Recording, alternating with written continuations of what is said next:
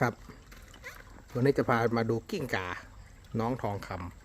ำนี่ครับเขามาอยู่ต้นไม้ต้นนี้ไม่ไปไหนเลย เมื่อกี้เขานอนละแต่เขาตื่นแล้วครับตอนนี้นี่ครับอยู่ตรงนู้นนะครับ